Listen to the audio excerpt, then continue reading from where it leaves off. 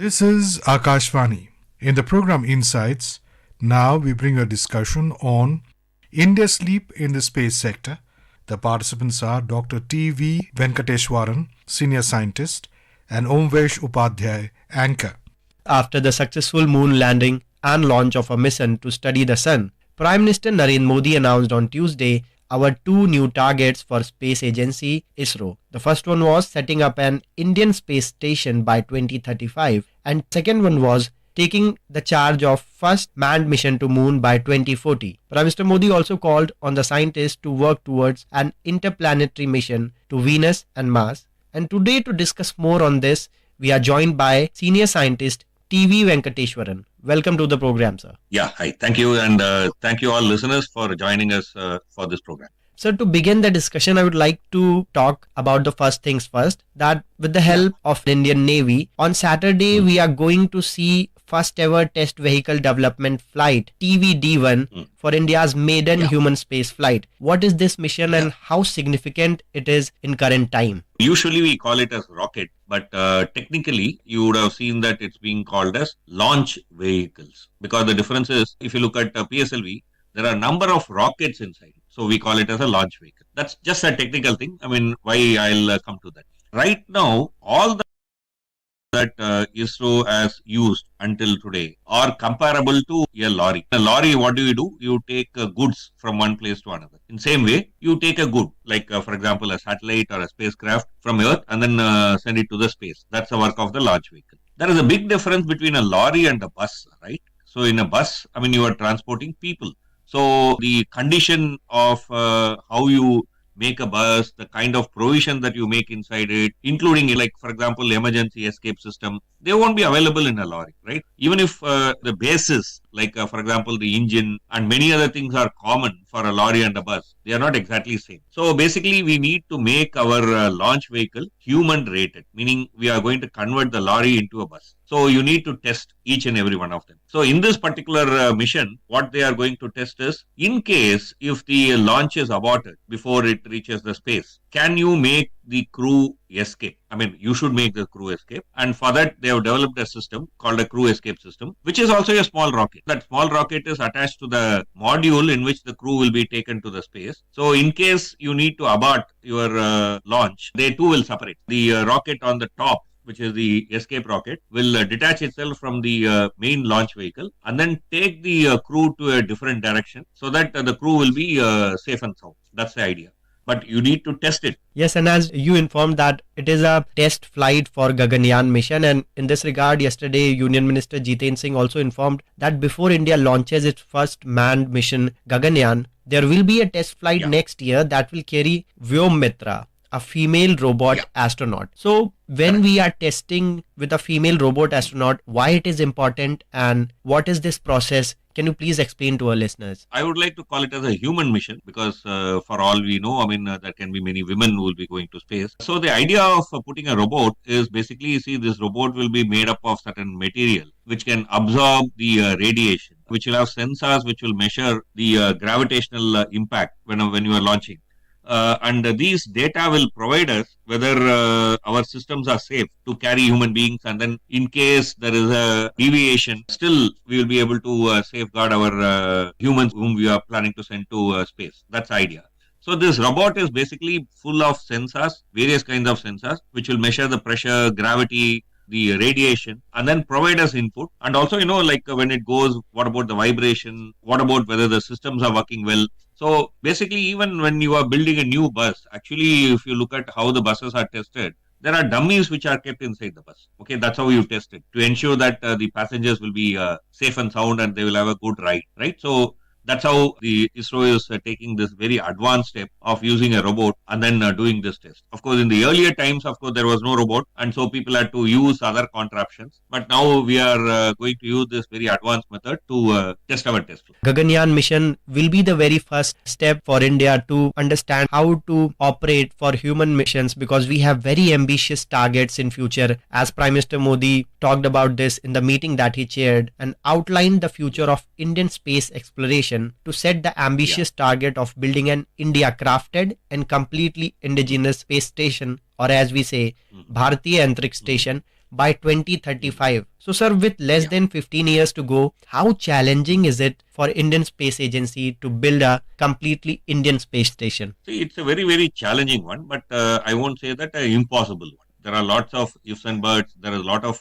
development that we need to do, a lot of technologies we may have to contract, but we'll be able to achieve. Basically, ISRO has shown that it can. There are many government departments, particularly the scientific departments, which have shown that if provide that kind of opportunity and also a goal, that people do achieve it, right? Who thought in the 1960s that India would be able to launch satellites, will be able to go to moon? If you look at the last 5 years, there have been 6 attempts to land on moon. Just 2 succeeded, rather 3 succeeded. Chinese and Indian. 2 of them are Chinese, 1 is Indian. All others, including Israel and others, failed, So the ISRO has been showing that it can deliver provided that we give full support.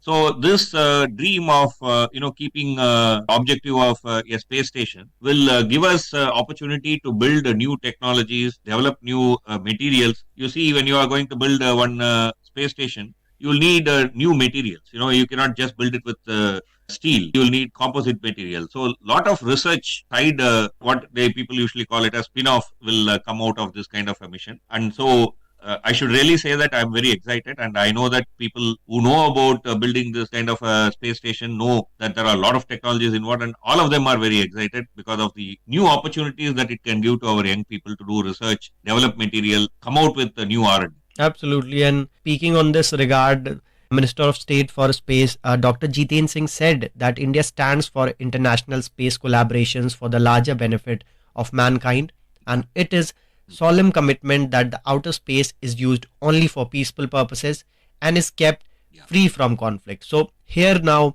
India is aligned with the concept of Vasudhaiva Kutumbakam, that the whole world is a family. How important it is in current times when we are seeing that different countries are making their outer space defense forces, but there India is standing tall and strong and claiming that we are with this commitment to keep free space from conflicts. Yeah, I think this statement from the government is very important, very significant, and it signifies lots of important stuff, the way we look at the future and the space. You see, 1967 was the first international treaty. Usually people call it as Outer Space Treaty. Okay, so which clearly said that the outer space is the province of humankind, meaning that nobody can claim ownership of objects or material in outer space. That's why whichever country which goes to any outer planet, take sample and return, they cannot claim that it is their property. They have to share it with the whole world. That's the international law. That's in 1967. Subsequently, when there were a lot of fear that the space can be weaponized, there was a Moon Treaty, Moon and Other Celestial Body Treaty, which was enacted in 1979. In fact, both treaties, India was one of the first signatories. And very interestingly, some of the important nations in the world have not signed the second treaty, which is the Moon Treaty, which says that we should not weaponize the space. And India's statement that it will be used only for peaceful purposes very clearly states that the tendencies that seems to be arising in the recent past of weaponizing space, India is not in agreement with it. And then India will join with the international forces, including the United Nations, to scuttle and then ensure that it is useful for peaceful purpose and for benefit of the human. That's the import of this statement. That's what I see. And also, by making this statement, India is also implying that it will be willing to collaborate with other space agencies. For example, you know that Japan has extended its arm to collaborate with India. Number of countries like Russia are all interested. India is also looking for meaningful collaboration where we will be contributing technology and so on, and others will also be contributing. So each will be learning from each other. And then together we can do very good work, very good research, very good R&D from space technology. In this sense, I think this statement is also signifying that we are mature enough to enter into international collaborations.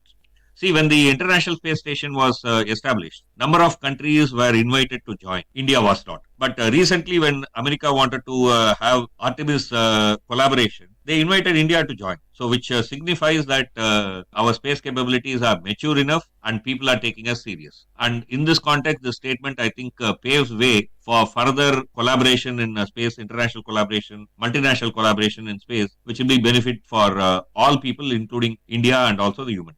Absolutely. And if we look at it in a larger perspective, and if we are committing to achieve these ambitious goals, it should be done in a very sustainable and consistent manner. Per se, taking insights from recently held a high level meeting, a serious discussion was also held to draft a roadmap for moon exploration, which will consist of a series of Chandrayaan missions, developing a new generation launch vehicle, constructing a new launch pad, setting up human-centric laboratories and associated technologies. So, sir, I want to understand from you in detail that when we see that the expected timeline to land an Indian on moon is 2040, what's the plan forward? How we are setting up new generation launch vehicles? What's in the bucket? Currently, if you look at landing on moon, what is it people are interested? I mean, after all, people have landed way back in 1960s. Robotic missions, human missions. What is the big difference between then and now? Let's look at, for example, Apollo 11. See, when Apollo 11 wanted to land on moon, the target was something like ellipse. Okay, ellipse is like egg shaped, right? So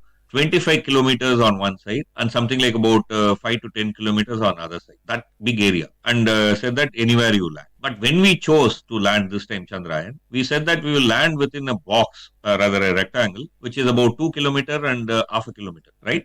So the Japanese mission, which has been recently launched, they say that they have pointed out a point on moon, and they say that we are going to land within 150 meters of that point. In fact, India also landed roughly about 100 meters from the point that we chose. Though we had a box, we actually landed on the very, very near to the point we chose. So today, people are talking about precision landing, which involves using artificial intelligence for guidance, for topographical recognition, navigation, and so on, which is a very, very, very different technology compared to what it was in 1960s. And India has proved that it can come up with that kind of a technology. It is having a very viable, mature technology for precision landing on moon. Why this precision landing is very important? See, suppose if tomorrow you set up a space station or a moon station, you want to send, let's say, some provisions. Let's say maybe it is food or maybe some material or whatever. Okay, you can't land some 25 kilometers away from it, right? You have to land exactly where you want to land. I mean, there'll be some kind of landing pad on moon next to that moon station. That's where you have to land. So that technology is what people are looking for today, and that's what people are trying to design. And India has proved that it can land like that. The next missions of Chandrayaan will be step-by-step progress towards establishing a moon station. That's what, for example, the China is planning. That's what the US is restarting. And Russia is kind of talking about it. And other countries like Japan wants to collaborate with other countries and then do it, not alone. Right? So there is an international craze for establishing a moon station. Basically because there are very valuable resources on moon. And in case if we can harvest them, that will prove to be very useful for the earth, both from the point of view of ecology, because then we don't need to, let's say, mine on earth and then pollute, and also from in terms of economy, because these materials are very rare. So what they call as space economy. This is also another dream that a lot of people are talking about in terms of moon exploration today. So the next few missions of India will be something like a sample return mission, meaning that you land on moon, collect some sample, and then launch a launch vehicle from the moon and then come back to Earth, taking that sample back to Earth. Okay. That will be our next important step towards our moon mission. And if you look at the Mars, our next step will be perhaps launching a bigger spacecraft with more instrument orbiting the Mars.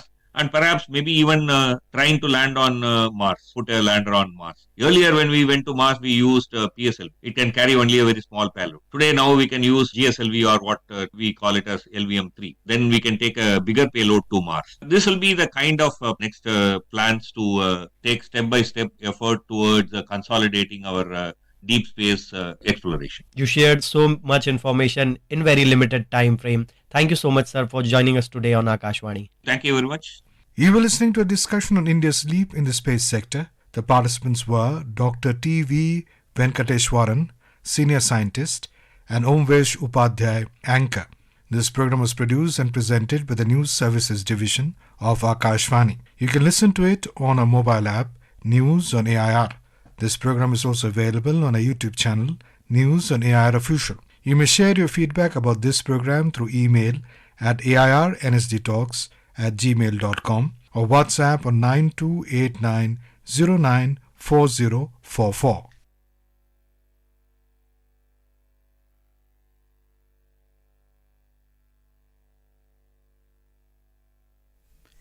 This is Akashvani, the news read by Anita Anand.